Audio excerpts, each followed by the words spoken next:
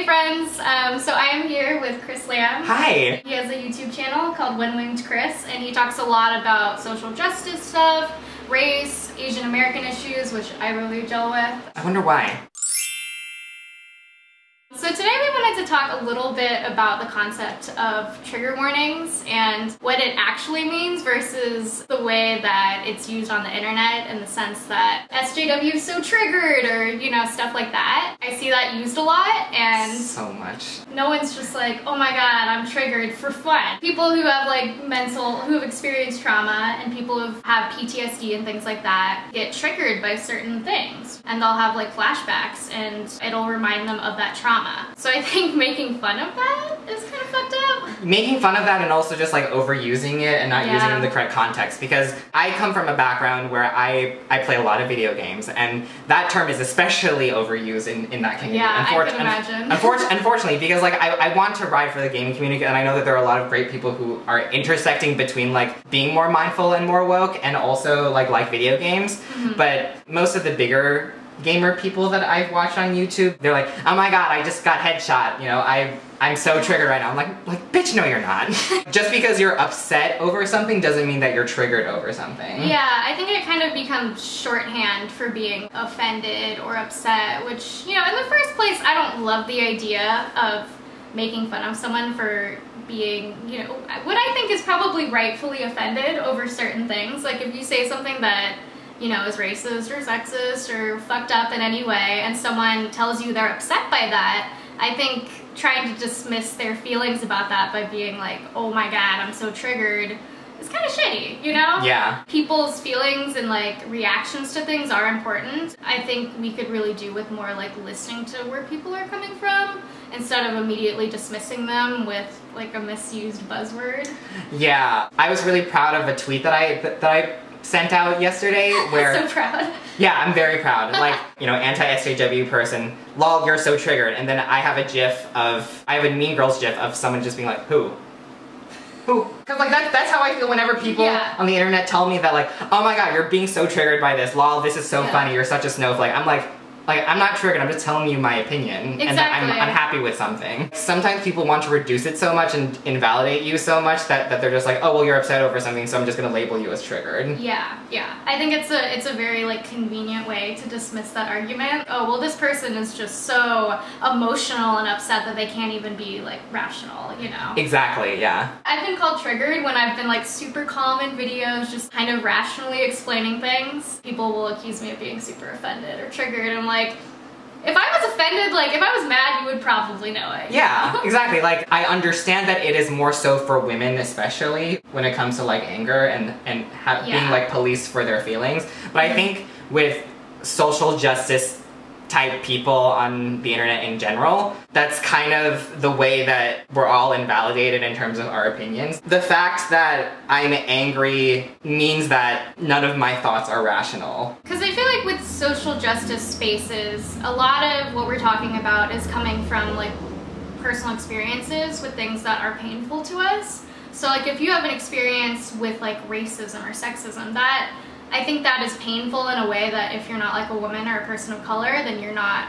really gonna understand like how frustrating and upsetting that can be. And I think that a lot of people who are anti-SJW, or you know, whatever you want to call it, I think a lot of the time they will reduce our arguments because we're angry, and I don't think that anger makes our, you know, our positions any less valid. Of course not. Using the term triggered and using the term SJW towards us, I think that creates this sense of like, I have you figured out and I have you in a box, so I don't have to like bother listening. Yeah, I don't have to engage. Yeah, like I'm angry because I read the news and like I know that there's a lot of bullshit that happens in the world. Yeah, I feel like if you're not upset by what's happening, then you're not really paying attention. Yeah, exactly. Or, you know, you're in a position where you don't have to be upset about things because they're not affecting you personally. I think there is this weird emphasis on like rationality and like skepticism, which, you know, is important. It's not like social justice people don't value rationality, you know, and we don't value questioning what's happening around us and being skeptical. But I think there's so much emphasis on this in like skeptic, anti-SJW communities that there's no room for emotional pain. Going back to the term trigger, the word loses its power when it actually happens to somebody, right? I don't know what's funny about laughing about someone who's experienced trauma and,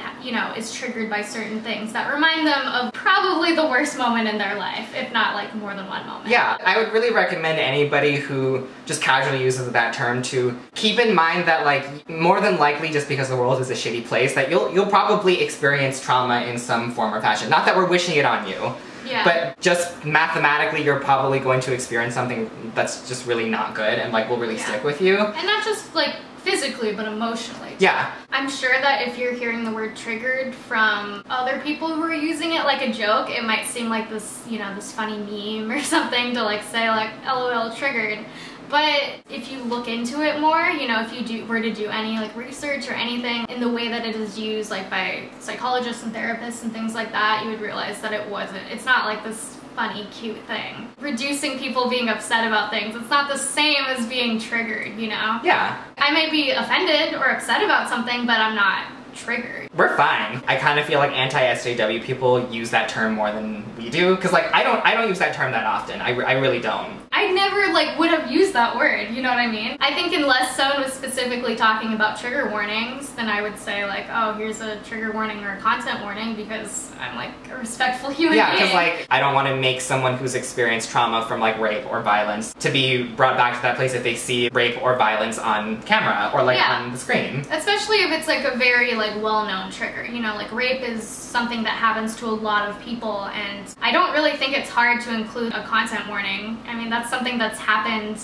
in like film for a long time, you know? It's just letting you know what the subject is going to be about so you can prepare yourself to like read about it instead of just being like shocked and having to disengage because you were actually triggered by it. Think about like when you casually misuse that word, how disrespectful that is and how belittling that can be to people who actually need those trigger warnings, because I'm hoping that we can agree that being respectful to victims of rape and violence is not like too much to ask for. It's really not. I feel like that's kind of the baseline for human decency and respect. Maybe try and understand where they're coming from and extend empathy to those people. I mean, it's not a given these days, not a given. No, it takes 2 seconds to like say content warning, like sexual assault. It's not hard, you know what I mean? Not using that as one thing, but then people will go out of their way to make fun of like trigger warnings, which is a whole other can of worms. Yeah, what are your guys' thoughts on the whole like triggered? I don't really know what I'm asking. I always like try and ask a question at the end, and I'm like, I don't know. You have to ask a good question, otherwise people are gonna be like, okay, you're just trying to like come up with some stupid question to make us comment something. What are your opinions on the word triggered and why? And I'm sure people are gonna be debating all up in my comment section, but whatever. I don't live in an echo chamber, so I actually read all of my comments, and they're a mess half the time, but whatever. Thank you for watching this video. If you enjoyed it, please give it a like and subscribe to this channel for more videos like this one. Also, this is completely voluntary, but if you would like to help support this channel, then please consider donating to my Patreon page, which will be linked below. I say that so much.